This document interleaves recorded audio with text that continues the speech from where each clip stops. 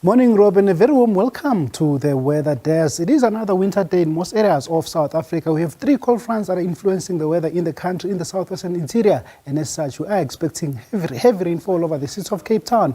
And this rainfall will be spreading further east. And as such, we are expecting some pictures from you showing mostly over the Western Cape where there is a possibility of flooding. It is also very windy over the western parts of the country. And hence a series of warnings are in place, even reaching level 8 for today, meaning the impacts will be quite severe.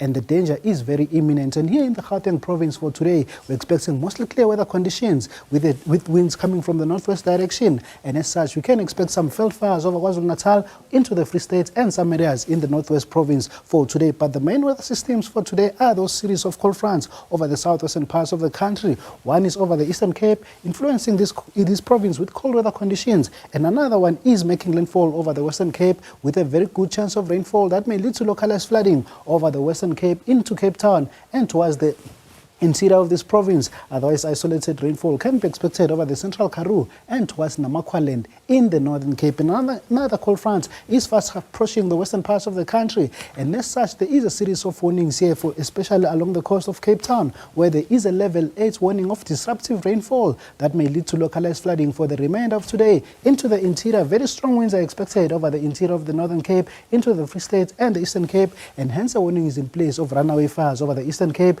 into the Free State and some areas in the Northern Cape province for today. And along the coast, it is very windy as well, and hence we are warning for a possibility of a storm surge along the coastal areas of Cape Town, all the way from Cape Egalas and spreading all the way towards the southern parts of this province for today. In KwaZulu-Natal, there is also a warning of runaway fires in the northern interior of this province, and temperatures are recovering nicely over the northeastern provinces. Johannesburg will peak at 24 for today, 25 for Mahikeng and Kimberley, and similar conditions over Lephalale in the western bushveld. Pleasant conditions for the low-veld region of Limpopo and Mpumalanga, with a temperature of 30 for Palabura and 29 degrees over Musina. And KwaZulu-Natal, pleasant conditions for this province as well, especially over the north coast in Richards Bay. We're expecting a high of 34 degrees, 29 over eThekwini and Pietermaritzburg, and 28 degrees over Umtata in the eastern interior of the Eastern Cape. But further west, it is very cold over Sutherland, with a temperature of only 8 degrees for this afternoon. Temperatures are peaking at 13 degrees for Calvinia, and over Cape Town, only expecting a maximum of 16 degrees, with an 80% probability of rainfall expected. This matter of moments, we're going to welcome in the 45th President of the United States, who wants to be the 47th President, fresh off his big rally last night in front of, I think, 40,000 at his club in Doral. Joining us now, President Donald J. Trump. Mr. President, welcome back. Well, thank you very much, Brian.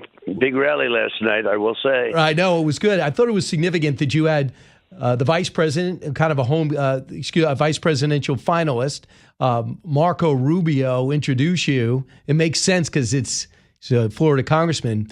But what did you think of his speech? What did you think of? What do you think about him now, knowing that it's only going to be days away from making an announcement?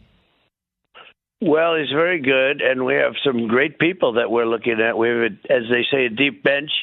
But Marco was great last night, very popular. And he's certainly one of the people that we're looking at out, over the next week or so, I'll announce. I'd love to do it during the convention. In the old days, they did it during the convention, and it kept the convention very exciting, actually. So we'll see about that. But pretty soon we'll be announcing. But we have some great people, as you know all of them. Right. You got J.D. Vance, who's with Governor Burgum in North Dakota. And then you have Tim Scott. Those are the four finalists. Should I expand that at all if I'm thinking comprehensively about what's on your mind? Well, you could. I think I'm pretty well set in my own mind. But, you got some good people. And I have changed a little bit. But they're all great. Anyone would be fantastic. Anyone would be a lot better than laughing Kamala. She's terrible. Kamala is just terrible. She was in charge of the border. She never went there. Right. And she was in charge of trying to get a little peace action going for Ukraine. That didn't work out too well. He went to war instead of peace. There was war instead of peace. I wouldn't say she did too well on that. No, the whole group is a disaster. Biden is a disaster. Not a good guy either, because he weaponized government, and he's a bad guy. He's a crook, and he weaponized government. And, somebody told me, I feel sorry for him, because at the debate he was so pathetic. They said, I feel sorry for him. I said, don't feel sorry for him. He's a bad guy. He's an absolutely bad guy, and he's destroyed this country. He's absolutely destroyed this country. So I said, don't feel badly for him. Mr. President, also, when you talk about a finalist for this, I'm wondering if it factors in that Joe Biden might not be the nominee. And if does that factor in who you pick? Because a lot of people think it's got to be Kamala to be number one. She goes and picks a battleground state governor like Shapiro or Whitmer. Does that change your thinking? Maybe you need Virginia and you might want to go get a Youngkin. I don't think it does. I'm asked that question a lot. Am I waiting for that, for the axe to fall? And frankly, I'm amazed that I hope he can carry it on. I just assume we planned for him, but whether we planned for him or anyone else, the planning, I think, is the same. It's a policy that the Democrats have: open borders, high taxes, high interest rates, being weak on foreign. I mean, look at how bad they're laughed at by everybody. This guy is walking around being laughed at by the leaders. I know all these leaders. He's being laughed at by the leaders of foreign countries.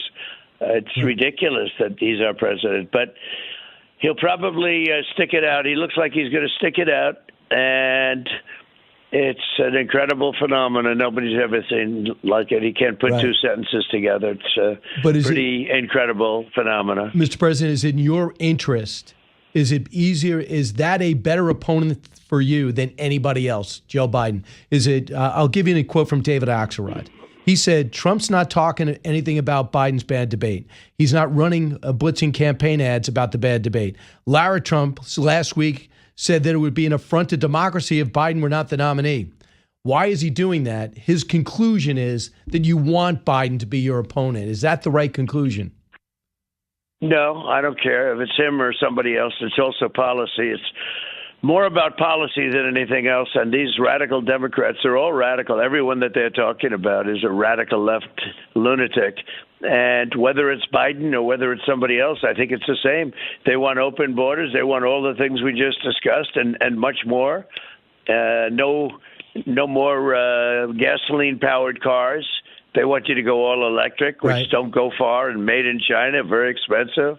They want, as an example, I say it, it's almost embarrassing to have to even say it, that they want men playing in women's sports, and I want the opposite. So, it's... So its policy is not almost the person. An opposite philosophy. It's actually, Brian, an opposite philosophy. What's good and true and right, they almost want in all cases, they want the opposite. The Green New scam is costing us trillions of dollars. It's ridiculous. They're wasting money. Right. And they've caused tremendous inflation. And we're going to stop all that. So Ian Bremmer, who I think you know, for the president of the Eurasia Group, said NATO allies and other countries are very concerned about what it would mean if Donald Trump were to become president, given his stated policies on Russia, Ukraine, and NATO and the EU. Should they be concerned? No, they should be happy because you wouldn't have had Ukraine attacked if I were president. You wouldn't have had it.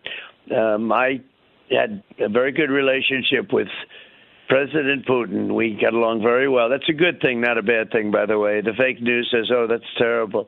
Don't forget, I was the one that stopped the pipeline. That was the biggest thing that ever happened economically to Russia. I stopped it. Biden came in and he approved it. I mean, you tell me who was tougher on Russia.